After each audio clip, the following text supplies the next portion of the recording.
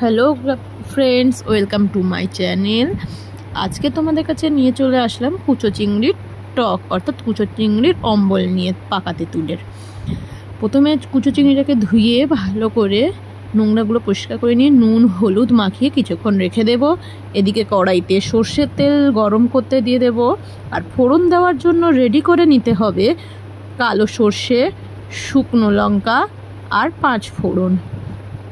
এইদিকে তেলটা গরম হয়ে আসলে এই 3টে ফোড়ন দিয়ে দেব।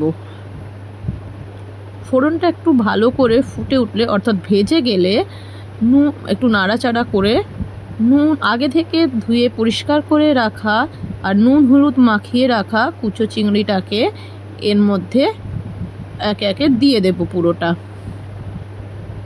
প্রথমেই নাড়াচাড়া করব না, কারণ ফোড়নের গন্ধটা বেরিয়ে যাবে, তাই একটু গ্যাসের ফ্লেমটা কম করে ভালো করে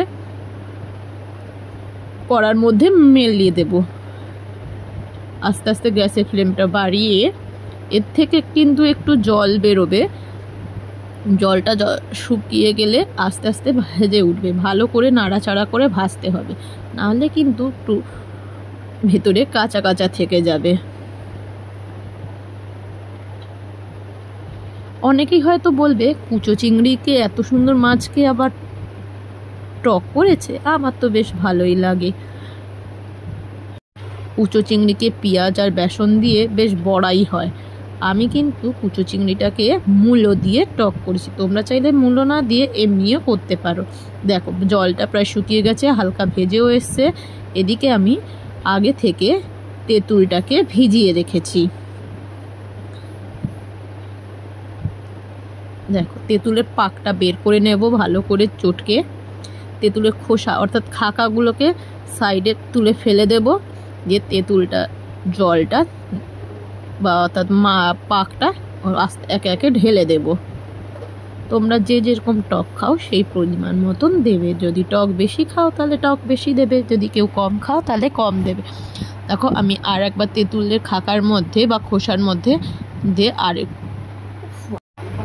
একটু নাড়াচাড়া করে তেঁতুলের মধ্যে আবার একটু জল দিয়ে ভালো করে চটকে ওই জলটা দিয়ে দেব।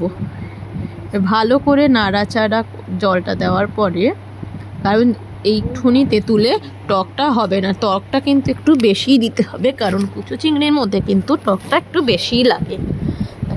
দিয়ে ভালো করে নাড়াচাড়া করে তেঁতুলের পাকের মধ্যে বা জলের মধ্যে ভালো করে যাতে মিশে যায়। এবার দেখো, ফোটা শুরু হয়ে গেছে, ভালো করে ফুটতে থাকবে। এর মধ্যে দেখো, ভালো করে নাড়াচাড়া করে নিতে হবে। এরপরে আমরা দিয়ে, দেখো ফুটে উঠেছে। এরপরে আমরা দেব একে একে পরিমাণ মতন লবণ।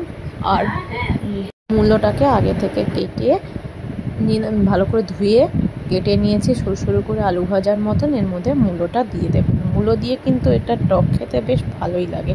এরপরে দিয়ে দিচ্ছি আমরা হলুদ। নুনটা যেহেতু ঠিক মতন হয়নি, তাই জন্য আবারও একটু পরিমাণ মতন লবণ দিয়ে দিচ্ছি। এবার ভালো করে নাড়াচাড়া করে ভালো করে আমরা ফুটিয়ে নেব। ভালো করে না ফোটালে কিন্তু মূলোটাও সেদ্ধ হবে না, আর মাছটাও কাঁচা কাঁচা গন্ধ থাকবে।